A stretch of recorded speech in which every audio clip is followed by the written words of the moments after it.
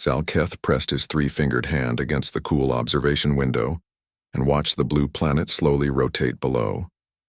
Earth, the humans called it. Such a simple name for a world so full of noise and chaos and life. He had been watching them for 3 months now, hidden in his cloaked station among the asteroids, recording everything. The Vrexian High Council had given him clear instructions before sending him across 4 light-years of empty space. Observe only. Do not interfere. Do not make contact. The humans were not ready to know they were being watched. His people had studied thousands of species across the galaxy. They knew the patterns of development, the stages every civilization must pass through before joining the greater community. Humans were still young, still fighting among themselves, still burning chemical fuels to push their fragile ships into the void. According to every model, every prediction, they needed at least another 200 years before they would be ready for first contact. Zalketh's job was simply to watch and record, to add more data to the vast libraries of knowledge the Vrexians had spent millennia collecting. But watching humans was different from watching other species. Most pre-galactic civilizations followed predictable patterns. They unified slowly, developed technology in logical sequences, approached space exploration with caution and planning. Humans did none of these things. They remained divided into hundreds of competing groups, yet somehow worked together on massive projects. They built space stations that should not work, using materials that were barely adequate and designs that made Vrexian engineers shudder. And yet the station stayed up. The humans made them work through sheer determination and constant maintenance. Zalketh found himself fascinated by their transmissions. The humans broadcast everything into space, their entertainment, their arguments, their hopes and fears. They sent music into the void as if the universe might enjoy listening. They attached golden records to their primitive probes, hoping that someone, somewhere, might find them and understand. It was naive and beautiful and completely illogical. No other species had ever been quite so eager to be heard. His station was perfectly hidden, its cloaking field bending light and energy around it like water flowing past a stone. The automated systems required little attention, giving Zalketh plenty of time to analyze the data. He watched their news broadcasts, studied their scientific papers, listened to their debates about everything from politics to philosophy to whether they were alone in the universe. If only they knew, he sometimes thought, that the answer to that last question was watching them from the asteroid belt. The alarm sounded at 0300 station time. Zalketh jerked awake in his rest chamber, his heart pounding with the 4-beat rhythm of Vrexian biology. The computer's voice was calm but urgent. Collision alert. Unknown object approaching at high velocity. Impact in 47 seconds. He ran to the command center, his long legs covering the distance in smooth strides. The display showed a comet small but moving fast, its trajectory bent by Jupiter's gravity into an intercept course with his station. 40 seconds. Zalketh's fingers flew across the controls trying to activate the engines. The system responded with an error message. Engines offline for stealth protocol. Restart sequence requires 3 minutes. He had less than one. 30 seconds. He diverted all power to the shields, knowing it would not be enough. The comet was small, barely larger than his ship. But at this velocity, the impact would be catastrophic. 20 seconds. He strapped himself into the command chair and activated the emergency beacon. The signal would take years to reach the nearest Vrexian outpost, but perhaps someone would eventually come to investigate what happened here. The comet hit the station like a hammer striking glass. The shields held for exactly 2 seconds before collapsing. The impact tore through the outer hull, sending the entire station spinning. Zalketh felt himself thrown against the restraints as the gravity generators failed. Equipment broke free from their mountings and flew through the air. The lights flickered and died. Emergency systems kicked in, bathing everything in dim red illumination. The spinning gradually slowed, but the damage was done. Zalketh pulled himself through the shattered corridors, assessing the destruction. The main engines were completely destroyed. Life support was failing in 3 sections. The communications array had been torn away entirely. His ship was dying, and he was dying with it. The computer calculated his remaining time with typical Vrexian precision. With current damage, life support would fail completely in 23 days. His nutrient supplies would last 18 days. The medical bay was offline, and he could not repair it without tools he did not have. The station's failing thrusters, could not stop the slow drift toward Mars. Zalketh watched through the cracked observation window as the red planet grew larger. Soon he would enter orbit around it, a tomb circling a dead world. He tried to make peace with this ending. He had lived a good life, had contributed to his people's knowledge. His observations of humanity had been detailed and thorough. Other researchers would benefit from his work, even if he never made it home to share it in person. On the 15th day, as Zalketh sat in the cold command center rationing his nutrients and trying to keep the failing systems running, the proximity alarm sounded again. His heart sank. Another impact would finish what the comet had started, but the computer showed something different. A ship was approaching, small and primitive, but definitely a ship. Human design. Chemical rockets. It was moving toward his position with careful precision. Zalketh pulled up the visual feed. The human ship was ugly by Vrexian standards. All angles and exposed equipment, held together with what looked like metal patches and painted symbols. It had clearly been built for function over form, but it was moving with purpose, adjusting its trajectory to match his orbit. They had found him. Somehow, despite his cloaking field being offline, despite the vast emptiness of space, the humans had detected his dying station and come to investigate. He watched as 6 figures in bulky white suits emerged from the human ship. Using small jetpacks to cross the gap, they moved slowly, carefully, but they kept coming. Zalketh faced a choice he had never expected to make. He could hide, maintain the protocols, die alone while the humans wondered what they had found. Or he could break every rule the council had given him and ask for help. Through the camera feed, he could see their faces inside their helmets. They looked curious, excited, and determined. One of them pointed at the hole in his hull. Another pulled out a scanning device. They were trying to figure out if anyone was alive inside. Zalketh's hand hovered over the communication controls. 3 months ago, he would never have considered this. But 3 months ago, he had not been dying alone in the dark. He opened a channel on the basic radio frequency. His translator had studied enough human broadcasts to handle simple communication. When he spoke, his voice came out in English, mechanical and strange, but understandable. "Hello. I need help." The humans froze in their slow-motion dance outside his ship. Then all 6 of them started talking at once, their voices overlapping in his speakers. He had just broken the most important rule of galactic civilization, and somehow he knew his life was about to change in ways he could never have predicted. The human named Marcus was the first to speak after Zalketh's transmission. His voice crackled through the radio with barely contained excitement. "Did you just say what I think you said? This is Horizon Dawn to unknown vessel. We read you. Please repeat your message." Zalketh took a breath of his thinning atmosphere and tried again. "I am damaged. My systems are failing. I require assistance." There was a moment of silence. Then all 6 humans started moving at once, propelling themselves toward his airlock with their small jetpacks. Captain Nicole Brady's voice came through calm and professional, despite what must have been racing through her mind. "Unknown vessel, we're going to help you. Can you tell us what you need? Where should we enter?" Zalketh guided them to the least damaged airlock, watching through internal cameras as they cycled through. When the inner door opened, the humans stood there in their bulky suits staring at him. He stared back, seeing his own reflection in their gold-tinted visors. He knew what they saw. A being nearly 7 feet tall, covered in silver-gray skin that shimmered slightly in the emergency lighting. 4 arms, 3-fingered hands, eyes that were too large and too dark. Nothing like them. Nothing from their world. The first alien they had ever met, and he was dying in a broken ship. For a long moment, nobody moved. Then the woman named Lisa stepped forward, her movements careful in the low gravity. She raised one gloved hand slowly, palm out, a gesture of peace, of greeting. Zalketh raised one of his own hands, mirroring her gesture. Lisa's voice was gentle when she spoke. "We're going to help you. Can you tell us what's wrong?"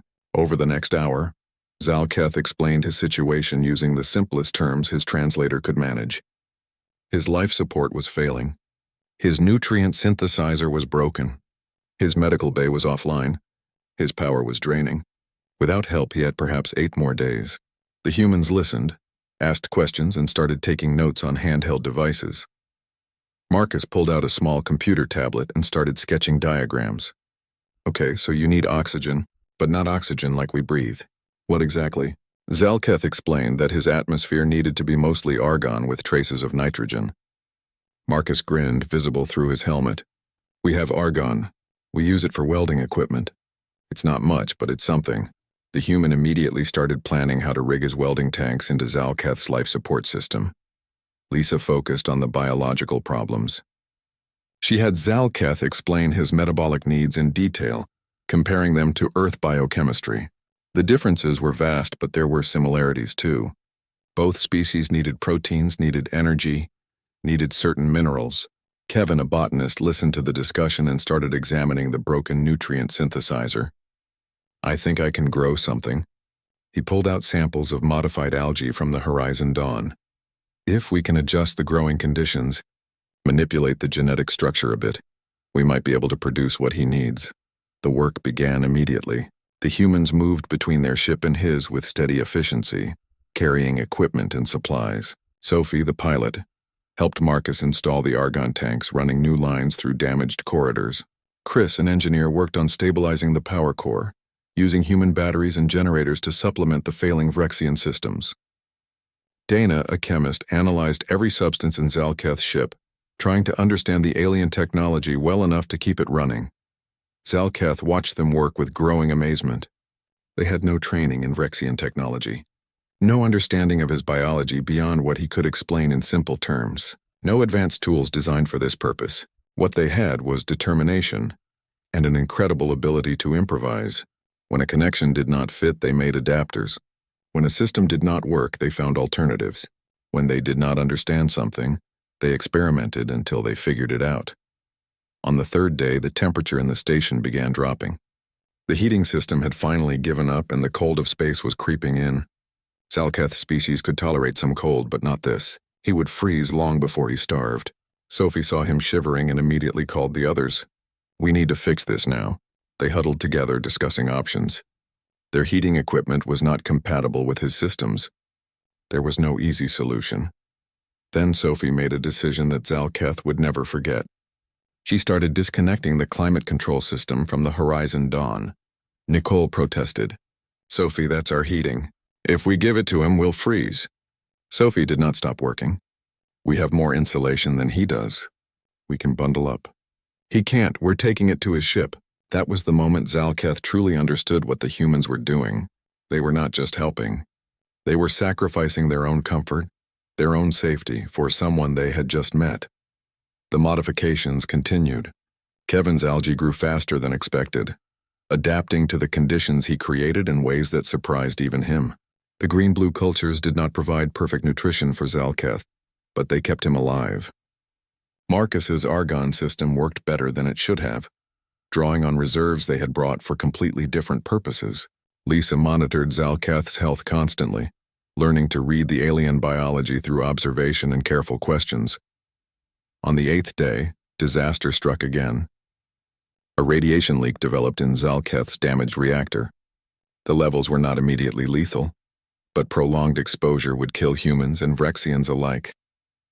The sensors screamed warnings. Chris studied the problem for 10 minutes, then declared he could fix it. Nicole looked at him skeptically. You're an engineer, not a nuclear physicist. Chris shrugged. It's all just energy and containment fields. How different can it be? Very different, as it turned out. But Chris worked through the problem with stubborn determination, using Zalketh's guidance and his own understanding of basic principles.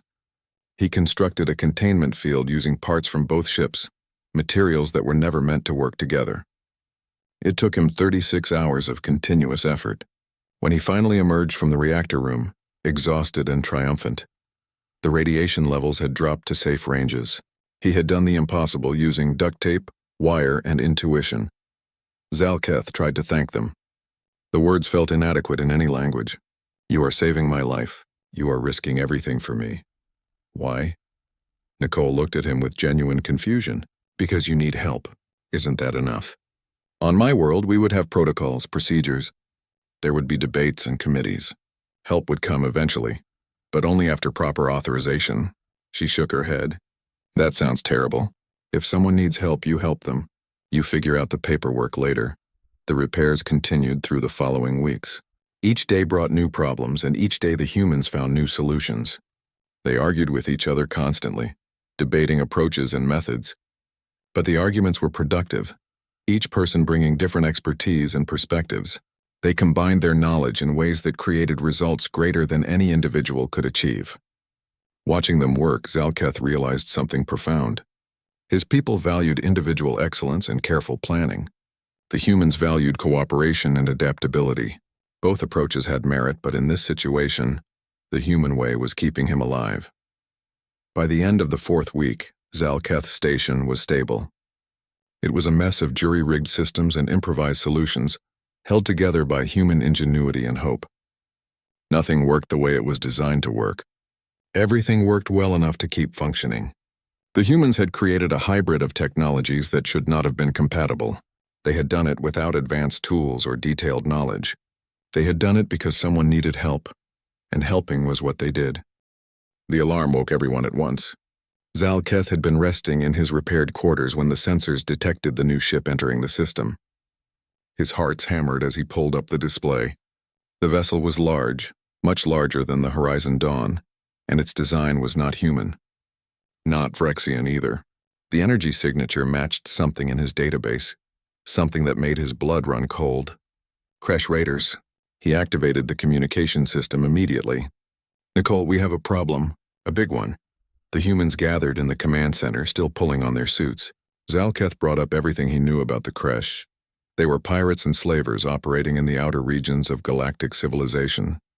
The Council's laws meant nothing to them. They took what they wanted, destroyed what they did not, and sold whoever survived to the highest bidder. They were brutal, efficient, and they had just detected the unusual energy signatures near Mars. The Kresh ship broadcast a message on multiple frequencies. Its captain, who called himself Draxkar, had a voice like grinding metal. Unknown vessels in this system. You have technology that interests us. Surrender the damaged ship and all associated equipment. Comply and you may leave unharmed. Resist and we will take what we want from your wreckage. You have 1 standard hour to decide. The transmission ended. The Kresh ship held position, clearly confident in its superiority. Nicole looked at her crew, then at Zalketh.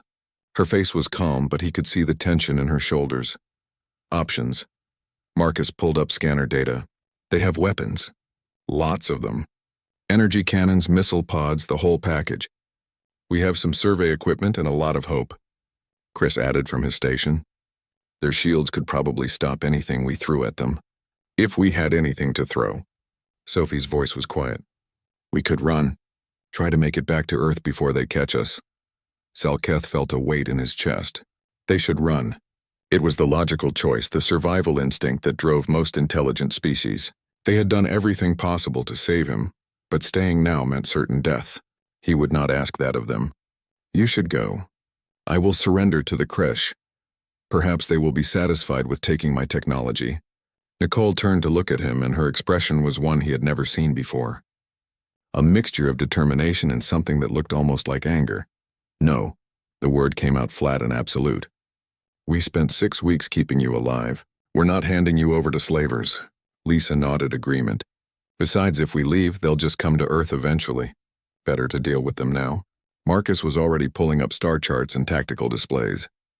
Okay, so we can't run and we can't fight. That leaves getting creative. Kevin looked up from his console. Define creative. Marcus grinned. I mean, we do what we always do. We make things up as we go and hope it works. The planning session that followed was unlike anything Zalketh had witnessed. The humans did not have a military hierarchy or formal combat training. They were scientists and engineers, but they approached the problem like any other challenge, breaking it down into smaller pieces and finding solutions. Their advantage, Marcus pointed out, was that the Kresh would underestimate them. Nobody expected a survey ship to be dangerous. They could use that. Sophie started working on maneuvers, plotting courses through the asteroid field that would stress the Horizon Dawn's engines to their limits. The Kresh ship was bigger and more powerful, but it was also less maneuverable. If she could keep them in tight spaces, moving unpredictably, they might avoid getting hit long enough to try something crazy. And they definitely needed to try something crazy. Chris and Marcus worked on weapons. They had none, so they had to make some. The mining charges they used for taking rock samples could be modified into crude missiles. The ground-penetrating radar could be rewired to act as a targeting system. It would not be accurate, and it probably would not penetrate the crash shields, but it might surprise them. Surprise was better than nothing. Kevin focused on chemistry. The Horizon Dawn carried supplies for analyzing mineral composition, including some very reactive compounds. He started calculating what would happen if they mixed certain chemicals together and exposed them to vacuum. The results would not be pretty. Dana helped him prepare containers that could be released like depth charges. They would not destroy the crash ship, but they might damage sensors or corrode hull plating. Lisa worked with Zalketh, learning everything he knew about crash tactics and ship design. The crash relied on overwhelming force and intimidation. They expected prey to either run or surrender. They did not expect resistance from someone so obviously outmatched. That overconfidence could be exploited. If the humans could damage the right systems, create enough chaos, they might have a chance. A very small chance, but Zalketh had learned that humans specialized in making small chances work. When the hour ended, Nicole transmitted their response. "This is Captain Nicole Brady of the Horizon Dawn. We decline your offer. This system is under our protection. Leave now, or we will defend it." There was a long silence. Then Draxkar's laughter echoed across the channel. "You have no weapons. No shields, no chance. We will enjoy taking your ship apart." The crash vessel began moving toward them, weapons powering up. Sophie launched the Horizon Dawn into motion immediately. She dove toward the asteroid field, engines roaring at maximum burn. The crash followed, confident and relaxed. They were bigger, faster, and better armed. This would be over quickly, but Sophie had spent weeks navigating this field while helping Zalketh. She knew every rock, every gravitational eddy. She threw the ship into a spiral around a rotating asteroid, using its gravity to whip them around at angles that should have torn the ship apart. The crash fired. Energy bolts tore through space where the Horizon Dawn had been moments before. Sophie was already somewhere else, skimming so close to rocks that paint scraped off the hull. Marcus launched their modified mining charges, timing them perfectly. The explosions were not strong enough to hurt the crash ship, but they kicked up clouds of debris that fouled their sensors. The battle became a deadly game of hide-and-seek among the asteroids. The crash had superior firepower, but the humans had desperation and detailed knowledge of the terrain. Every time the crash got a lock, Sophie was already moving. Chris launched electromagnetic pulses from their modified equipment, brief flashes that disrupted the crash targeting systems. Kevin released chemical containers that exploded silently in vacuum, creating corrosive clouds. Zalketh watched from his station, his 4 hearts racing.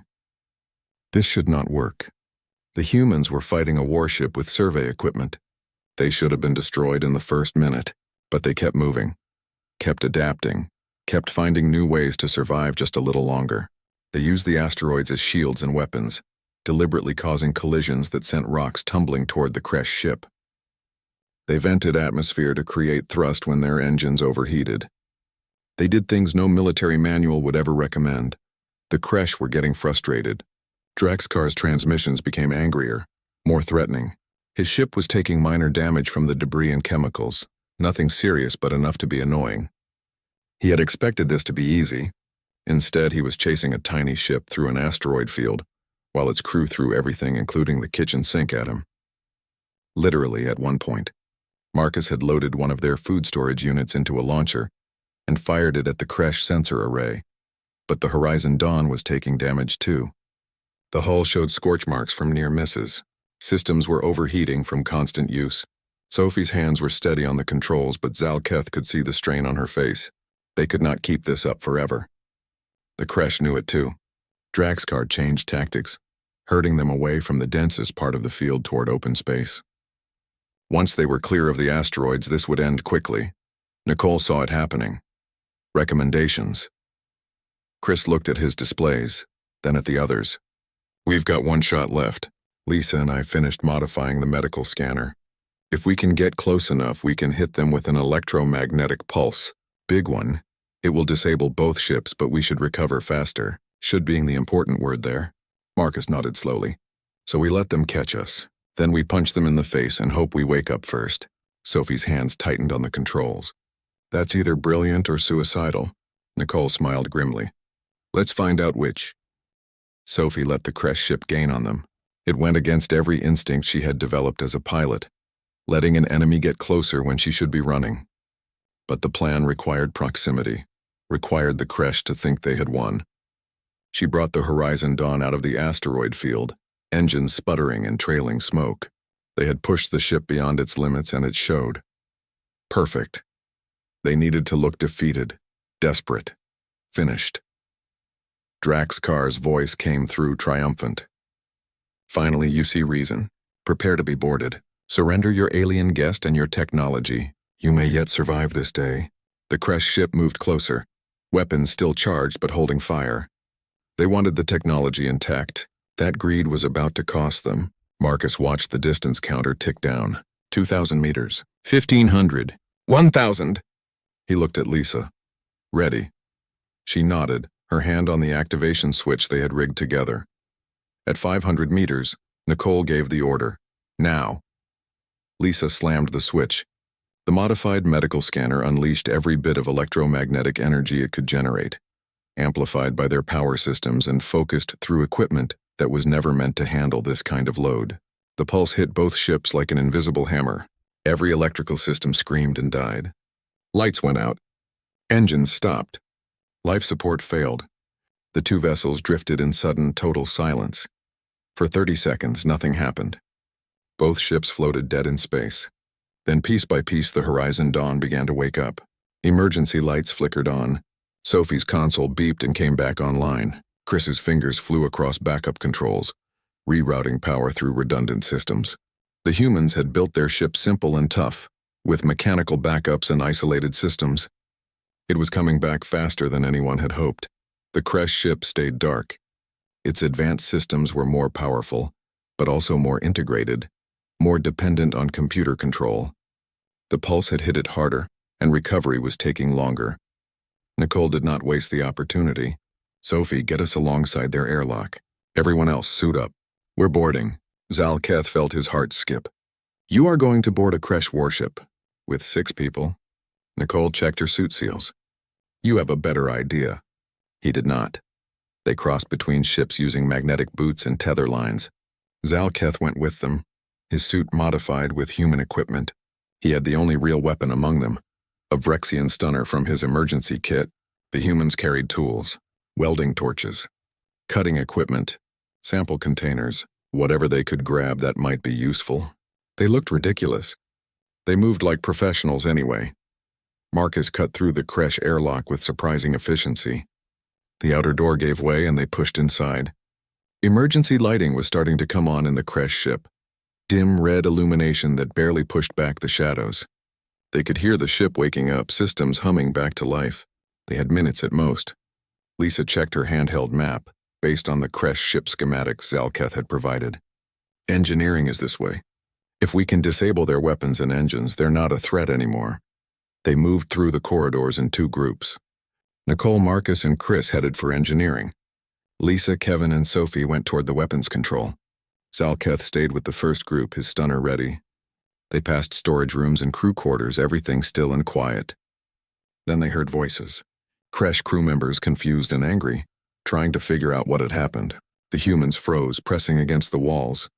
2 Kresh warriors came around the corner. They were massive, easily 8 feet tall, covered in dark scales and carrying weapons that were starting to power back up.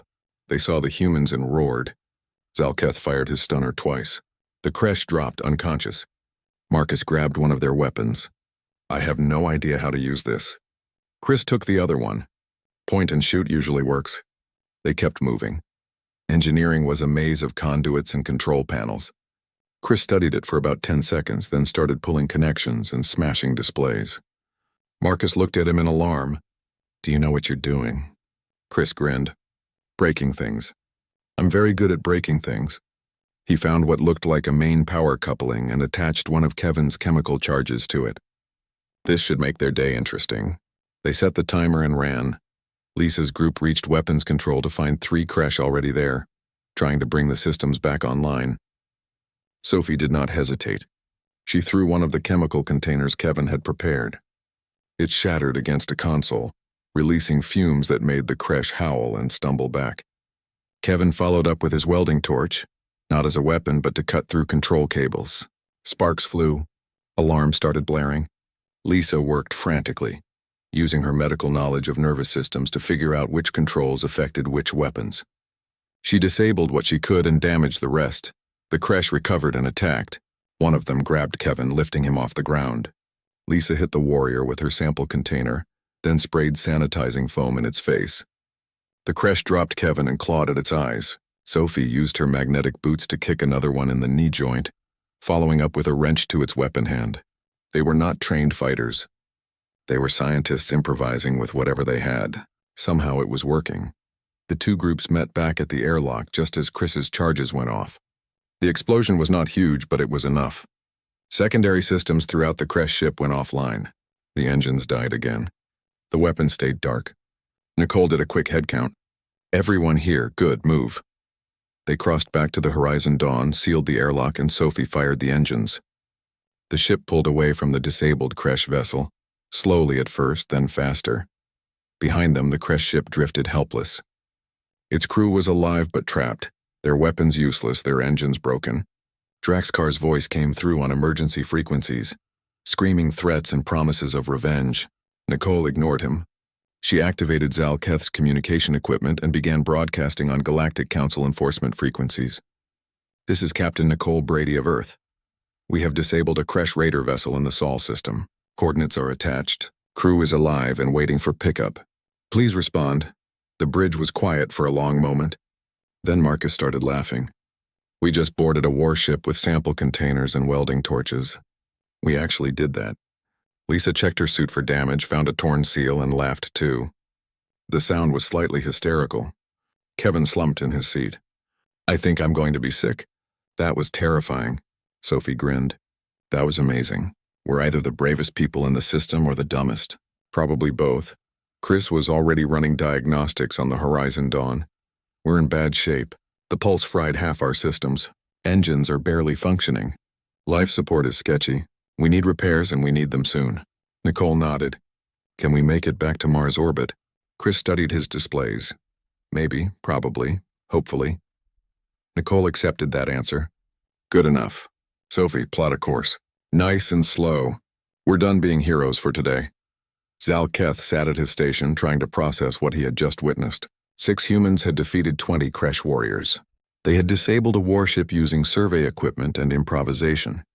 They had risked their lives boarding an enemy vessel to protect someone they barely knew. Everything he had been taught about pre-galactic civilization said this should have been impossible. Humans should not have been able to do any of this, but they had. Not because they were stronger or better armed. They won because they refused to give up, because they worked together, because they turned every disadvantage into an unexpected advantage. They fought not like military forces following doctrine, but like desperate people using everything they had. Zalketh realized that every observation he had made, every report he had written, had missed the most important thing about humans. They were dangerous not despite their limitations, but because of how they overcame them. He began composing his report to the Vrexian High Council. It would be long. It would be detailed. It would change everything the galaxy thought it knew about humanity. His career as an observer was over. What came next he did not know.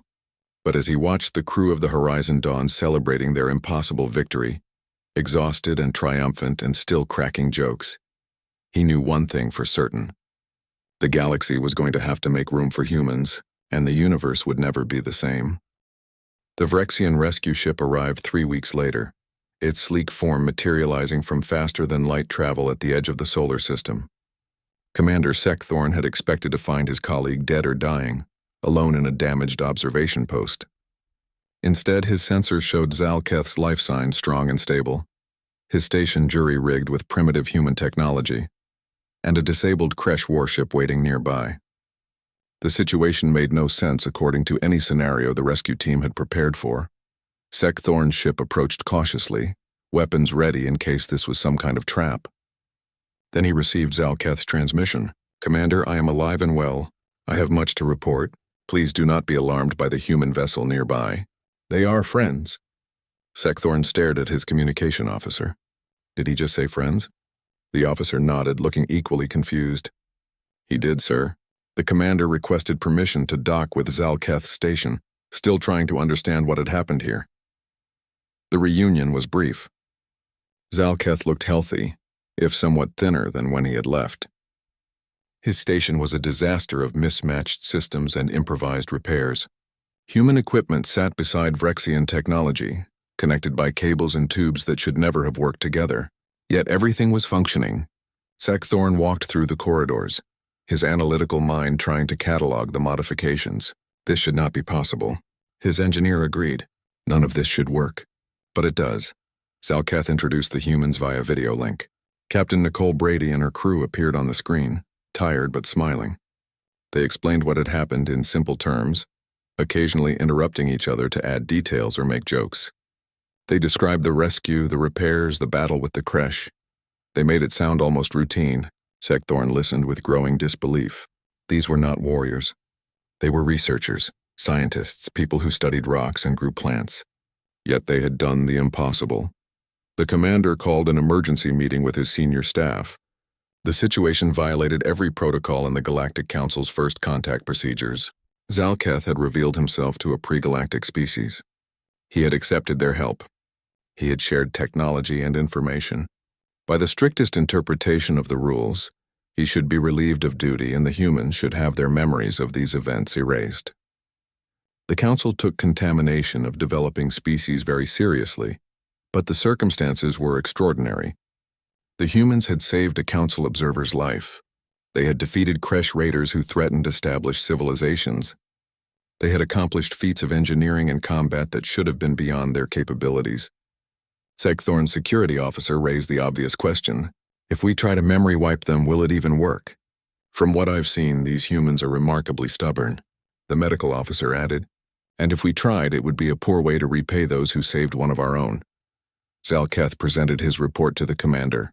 It was comprehensive, detailed, and absolutely contrary to established protocols. He argued that humanity had proven themselves worthy of contact, not through technological advancement, but through character. They helped without expectation of reward. They adapted to impossible situations. They refused to abandon those in need. These qualities, he wrote, were more important than any level of technology.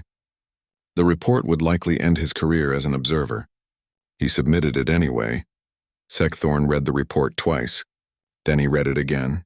Everything Zalketh wrote was supported by evidence, by recordings, by the physical reality of what had happened. The commander made a decision. I am forwarding this report to the High Council with my full endorsement. What they did here deserves recognition, not punishment. His officers agreed. The message was sent to the Vrexian homeworld through faster-than-light communication, marked urgent priority. The Galactic Council debated for 6 weeks. Representatives from dozens of species argued about protocols, about rules, about the dangers of early contact. Some wanted the humans quarantined, isolated until they developed naturally. Others pointed out that the humans had already proven themselves by defeating the creche. The debate grew heated. Finally, the Vrexian High Council called for a vote. The question was simple. Should humanity be offered contact now, or should the traditional waiting period be maintained? The vote was close. Many council members worried about setting precedent, about breaking rules that had served the galaxy well for thousands of years. But the evidence was impossible to ignore. The humans had saved a council observer. They had disabled a creche warship. They had done things that pre-galactic species should not be able to do. The final tally came in favor of contact by a narrow margin. Humanity would be welcomed into the galactic community early, with provisional status and careful monitoring. Sekthorn was given the honor of delivering the message. He composed the transmission carefully, aware that he was making history. The words had to be diplomatic yet clear, formal yet welcoming. When he was satisfied, he opened a channel to the Horizon Dawn. Captain Brady, on behalf of the Galactic Council, I have been authorized to make formal first contact with your species. Humanity is invited to join the greater community of civilizations. Welcome to the galaxy. There was silence on the human end of the transmission. Then Nicole spoke, her voice carefully controlled. Commander, we appreciate the welcome, but before we discuss galactic politics, we need to know, is Zalketh okay? Does he need anything else? Can we help with anything? Sekthorn found himself smiling. That response told him everything he needed to know about humans. They had just been offered entry into a civilization spanning thousands of worlds, and their first concern was for their friends' well-being. Zalketh is healthy and preparing for his journey home. He asked me to thank you personally for everything you did. Sekthorn paused, then added something not in his prepared statement. He also asked me to tell you that he will miss your company and hopes to visit Earth someday. Nicole laughed. Tell him he's welcome anytime. We'll teach him to appreciate coffee, and maybe explain why we thought boarding a warship with welding torches was a good idea. The formal contact process began slowly. Human governments were informed. Scientists were brought in. Diplomats started learning galactic protocols. Earth erupted in celebration and chaos and thousands of questions. But for the crew of the Horizon Dawn, things were quieter. They had become famous overnight, their names known across their world. They gave interviews, attended ceremonies, met with leaders. Through it all, they remained remarkably unchanged. Marcus went back to engineering, designing improvements to human spacecraft based on what he had learned. Lisa continued her medical research, now with access to galactic databases. Kevin worked on agricultural projects, adapting alien plants to Earth conditions. Sophie returned to piloting, training a new generation in the skills that had saved their lives. Chris became a consultant on alien technology. Dana focused on chemistry, developing new materials. Nicole continued leading missions, now with alien observers learning from human methods. Zalketh arrived at the Vrexian homeworld to find himself something of a celebrity. His report had sparked debates across the council. Some praised his actions, others criticized his protocol violations. He attended meetings, gave presentations, answered endless questions. His career as a simple observer was definitely over. Instead, he was assigned to the new Human Liaison Office, helping to bridge the gap between species. It was challenging work. It was frustrating work. It was exactly where he wanted to be. 5 years passed. The human embassy on the Vrexian homeworld opened with great ceremony. Representatives from hundreds of worlds attended, curious about the species that had broken into galactic society so dramatically. Zalketh stood in the crowd, watching as Nicole and her crew arrived for the dedication.